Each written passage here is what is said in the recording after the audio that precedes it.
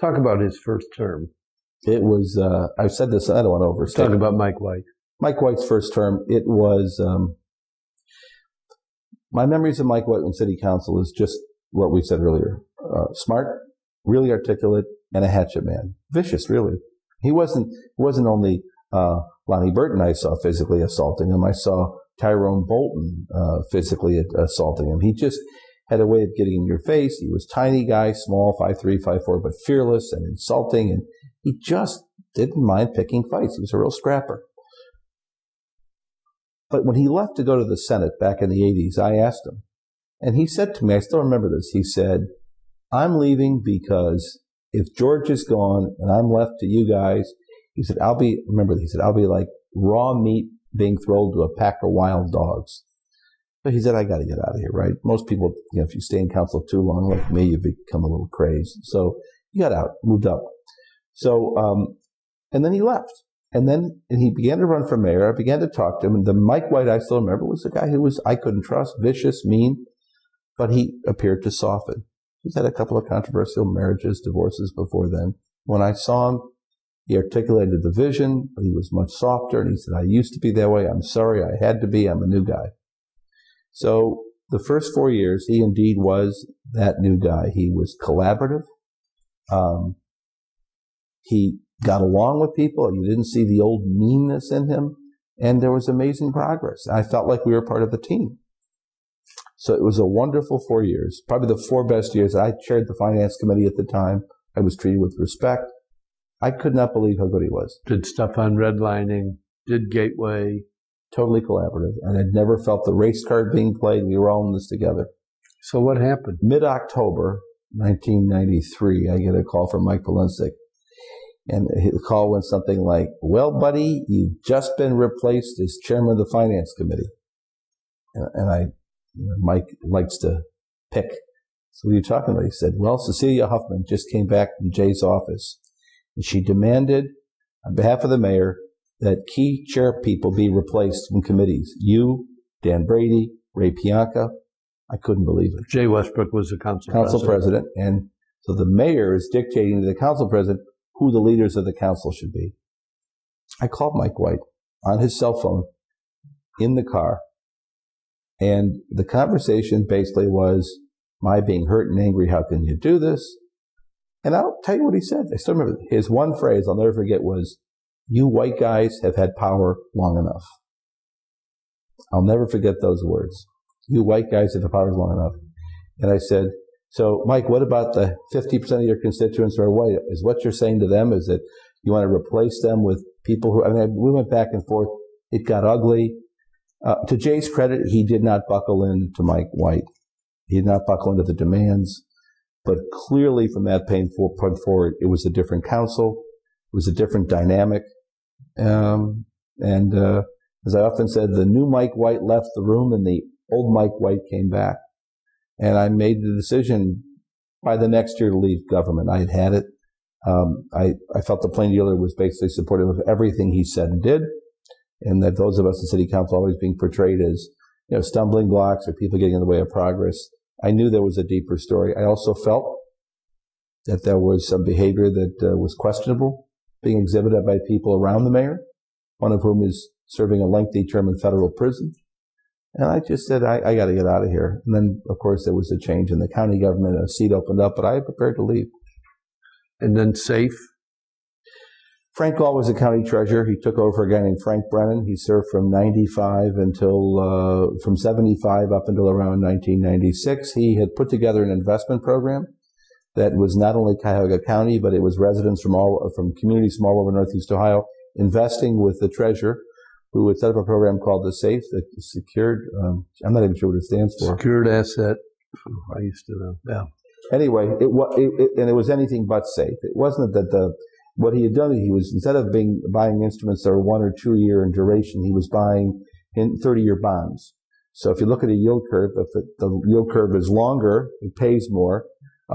Shorter investments pay less. But every so often, the yield curve goes like this. It happens every so often. And this huge portfolio that he had, not only his money, but money of other cities and counties, and a portfolio he had leveraged, borrowed against, turned upside down. the plain dealer exposed the story because at the time he decided he wanted to run for Congress.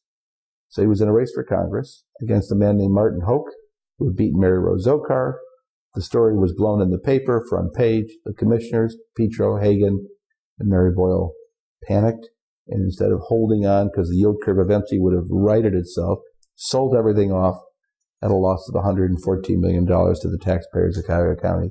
And that's when I entered the treasurer's race. And Frank dropped out or resigned. Frank, was, I believe his conviction was overturned, but somebody close to Frank was indicted and convicted. It was not a good time for Frank to stay in government, and he knew that. His re-election would have been problematic. $114 million is a lot of money for any county. It was the largest loss of public funds for any county in the country, with the exception of Orange County out in California. But when Orange County sued, they got most of that money back. Our losses were our losses. We recovered, I think, about 7 or 8% in some litigation. But so he wasn't going to run. He had been disgraced by it and left. And I decided, given my chairmanship of finance and some knowledge of finances, that I could win that race, and I entered it, and I did. And you won. And, I won. And you were never significant. You were never challenged in a significant way. The only thing that challenged you walked me away was in 2010. What challenged me was the corruption at county government. It became a place where I could do some creative things, but by 2008, the FBI raids, coupled with really the daily coverage of the commissioners and the sheriff and everybody else that was corrupt in county government, the county recorder who went to prison, not a good place to be.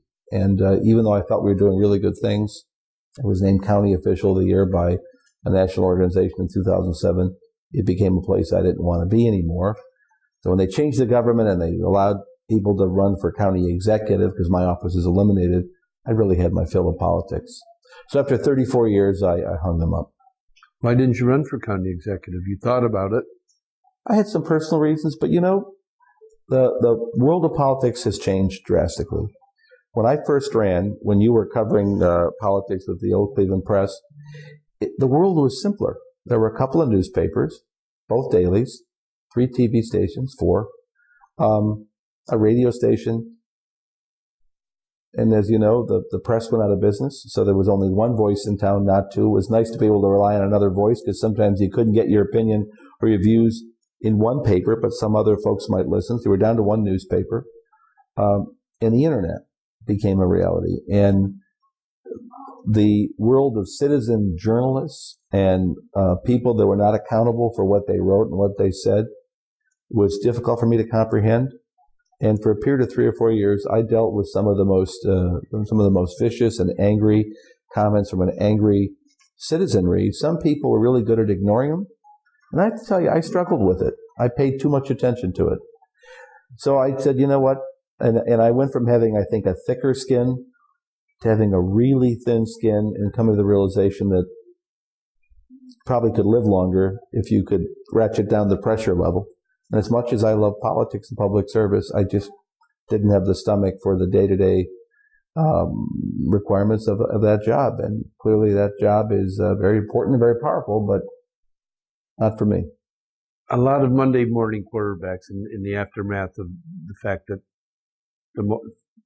Jimmy DeMore and Frank Russo are now in the penitentiary, perhaps for the rest of their lives, ask of how could the other commissioners not know? How could the other elected officials not know in the county administration building? How could the plain dealer not know? How could me, not know? In June of 2000, the FBI came to see me. Agents Curtis and Young, I still have their card somewhere, came to see me about public corruption.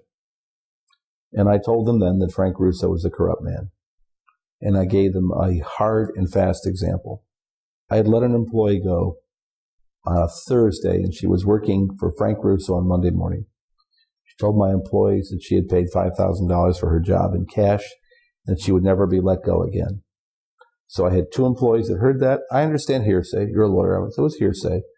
But when the employees told me this, I knew the FBI was coming, and I said, would you be willing to talk to the agents? And they said yes.